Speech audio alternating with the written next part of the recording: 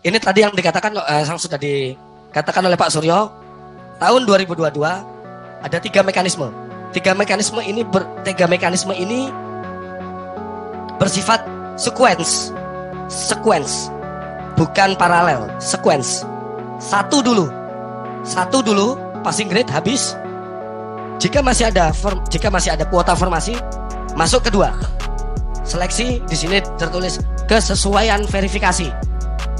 Itu di Indonesia kan kesesuaian verifikasi. Menurut bahasa, kalau saya bilang pendeknya observasi. Kapan bisa observasi yang kedua? Jika yang satu selesai. Jika yang satu belum selesai, jangan harap bisa yang kedua. Jika yang kedua masih ada sisa formasi, bisa masuk yang ketiga, seleksi tes. Tapi saya rasa mungkin Bapak Ibu semua ada yang berhenti di satu, ada yang lanjut ke yang kedua. Mudah-mudahan banyak lanjut yang kedua. Namun faktanya, coba next slide. Ini tadi Bapak Ibu punya sisa formasi tahun 2021 yang sudah dibuka, yang sudah diusulkan kemarin, namun belum ada penempatan. Sisa formasi itu masih bolong di sekolah. Ya, kan ada yang usulnya 100, yang baru ditempatkan 80, berarti masih ada sisa 20. 20 itu sudah terdistribusi di sekolah yang Bapak usulkan pada tahun 2021. Kan begitu tadi. Ya, waktu itu. Terus slide. Terus bagaimana dengan PPG dan swasta? PPG dan swasta itu kan tidak ada domisilinya di sekolah negeri saat ini. Kan tidak ada. Berarti mereka secara otomatis langsung ditaruh di keranjang. Domisilinya kan mereka di swasta, sedangkan kita kan tidak menghitung kebutuhan di swasta. Mereka kita taruh langsung di keranjang. Misalnya ada 4 guru PPG dan swasta yang ada di keranjang.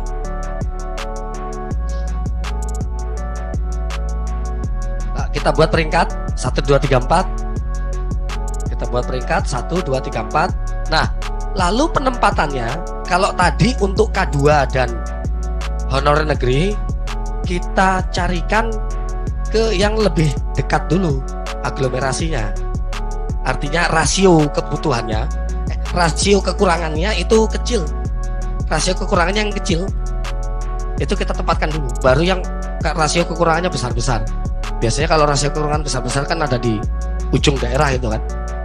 Nah, khusus untuk PPG dan swasta, penempatan pertamanya ada di rasio kekurangan yang terbesar. Dibalik rasio kekurangan yang terbesar, dibalik. Ada 2 sekolah.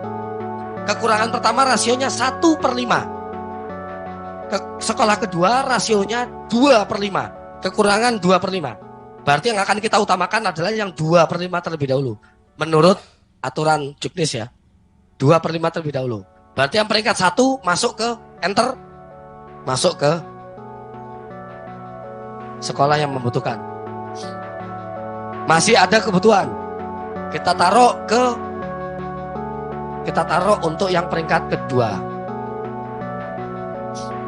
Lalu di sekolah satunya juga masih ada kebutuhan, maka peringkat 3 kita taruh ke sekolah yang membutuhkan. Sisanya 1 orang harus tetap diam di keranjang karena penuh.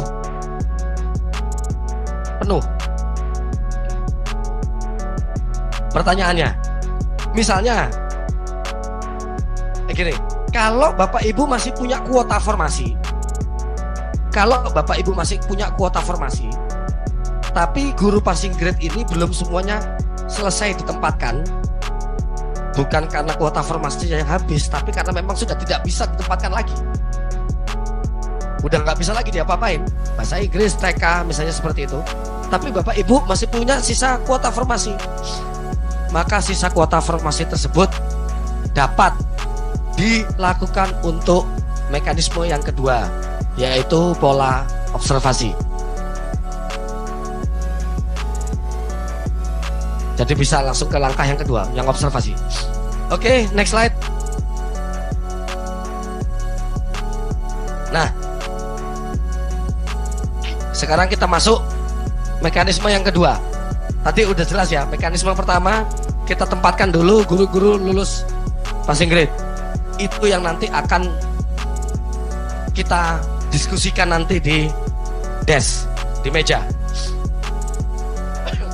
Sekali lagi, jika Bapak Ibu, jadi pertama gini, di desk itu nanti akan, oke, Bapak Ibu masih kurang atau lebih kuota formasi untuk yang passing grade. Jika kurang, kita akan tanyakan mau tambah atau tidak. Itu sudah ada sistem aplikasi, kita sudah siap. Mau tambah atau tidak? Kalau tambah, oke, tambahnya mau berapa? Jika tidak, oke, berarti Bapak Ibu punya kuota sekian.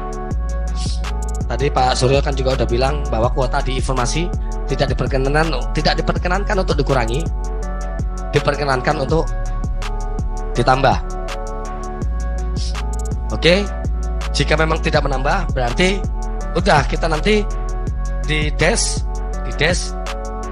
tinggal diskusi siapa ditempatkan di mana. Khusus untuk guru-guru yang sudah punya sekolah tidak dapat didiskusikan kembali karena dia memang sudah ngajar di situ. Khusus untuk guru-guru yang ditempatkan di keranjang itu tadi, kita bisa berdiskusi.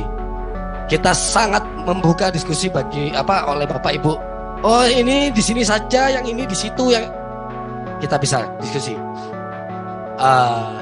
Masing-masing Pemda kira-kira mendapatkan waktu sekitar agak lama di meja itu 45 menit. 45 menit untuk mendiskusikan individu, penempatan individu. Jadi saya rasa itu udah lama. Makanya maksud saya, mindsetnya itu kita bereskan dulu di sini. Pengertiannya kita bereskan dulu saat ini. Jadi nanti begitu di desk itu tinggal diskusi data. Siapa kemana. Oke. Lalu sisanya ada beberapa daerah, terutama Kalimantan tadi. Kalau saya lihat datanya.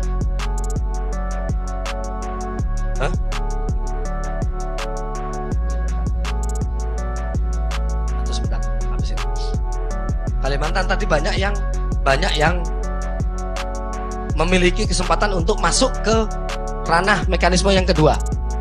Ranah mekanisme kedua itu bahasa saya observasi. Bagi siapa? Bagi guru-guru yang sudah terdaftar di Dapodik lebih dari 3 tahun. Kalau guru baru, apa yang mau diobservasi? Ini kita sudah.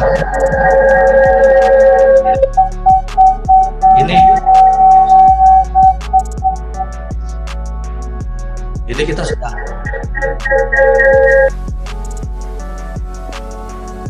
Ya, ini kita sudah beranjak dari tes ke observasi. Namun tetap, kalau memang mau diamati, berarti adalah individu-individu yang memang sudah lama bekerja di situ. Apa yang mau kita amati jika itu adalah individu baru? Di dalam mekanisme nanti, kualifikasi, kompetensi teknis, ranah yang kedua, kompetensi teknis itu nanti kita harus memperhatikan profesional, pedagogik, sosial, dan kepribadian. Instrumen tesnya nanti akan kita berikan setelah rakor ini. Yang kedua, untuk kinerja, kita lihat bagaimana orientasi pelayanannya, bagaimana komitmennya. Ini indikator-indikator penilaiannya. Komitmen, inisiatif kinerja, dan kerjasama. Selanjutnya background check, bagaimana dia narkoba, apa segala macam.